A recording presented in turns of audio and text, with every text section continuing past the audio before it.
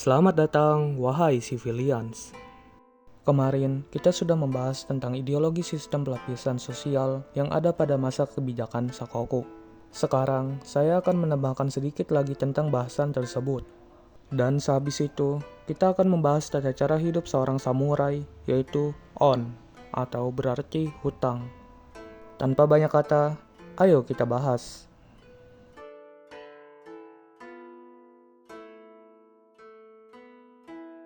Selain daripada ideologi Konfusianisme dan etika Bushido, ajaran Shintoisme juga merupakan ajaran tradisional Jepang yang di dalamnya banyak mengajarkan mengenai nilai-nilai kesetiaan pada kaisar dan hormat kepada arwah leluhur. Mengenai rasa kesetiaan yang berkaitan erat dengan ketaatan kepada orang tua dan kaisarnya, dapat dilihat dalam pernyataan dari Mitsuko Nisama berikut. Setiap orang menyadari bahwa orang yang tidak tahu membalas budi kepada orang tuanya juga akan abai terhadap kepentingan pangerannya atau kaisar, bahkan terhadap kemanusiaan, dan jelas ia bukanlah samurai yang terhormat.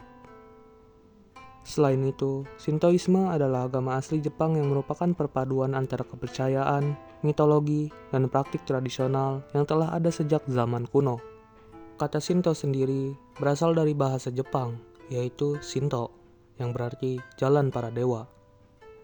Ajaran yang terkandung dalam jalan samurai yaitu selaras dengan pengabdian tanpa pamrih, yang diketahui merupakan kewajiban tertinggi, yang di dalamnya menekankan kesetiaan dan ketaatan kepada leluhur dan orang tua, serta pengabdian tanpa pamrih kepada atasan.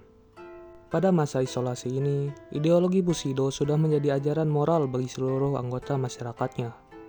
Sehingga tentunya dengan diberlakukannya hal tersebut sangat memudahkan Shogun Tokugawa dalam menjalankan pemerintahannya agar sesuai dengan harapannya. Berikut adalah sebagian kutipan dari Hagakure, In the Shadow of Leaves, yaitu suatu lambang patriotisme Bushido.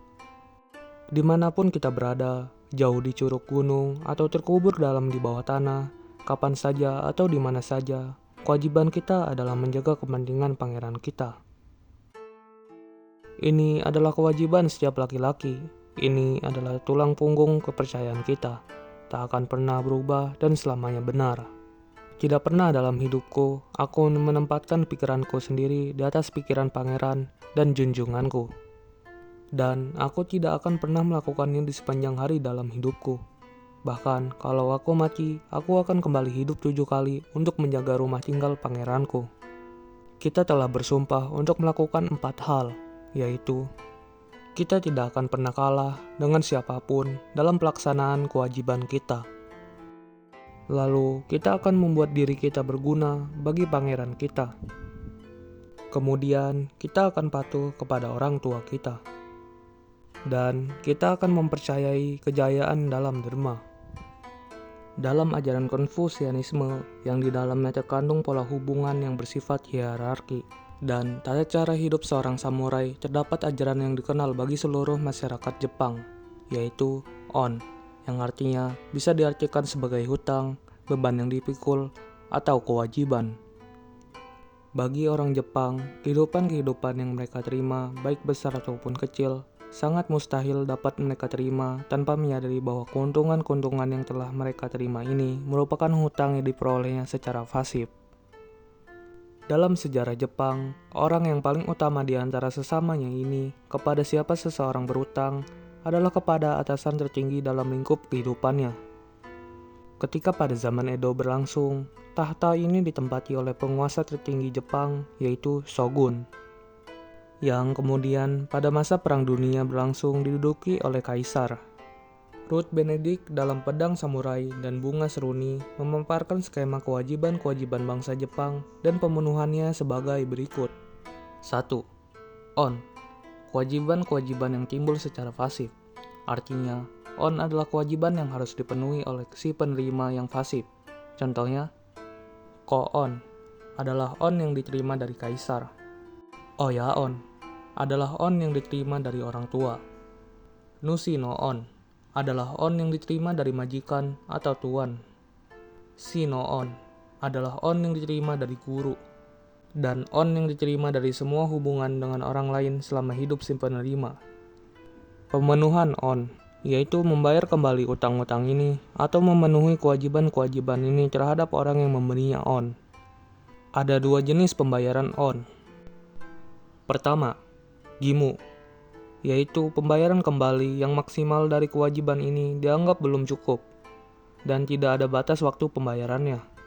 Contohnya yaitu cu, kewajiban pada kaisar, hukum, dan negara. Ko, kewajiban terhadap orang tua dan nenek moyang. Nimu, kewajiban terhadap pekerjaan seseorang. Selanjutnya, jenis pembayaran on yang kedua, yaitu giri. Utang-utang ini wajib dibayar dalam jumlah yang sama dengan kebaikan yang diterima, dan ada batas waktu pembayarannya.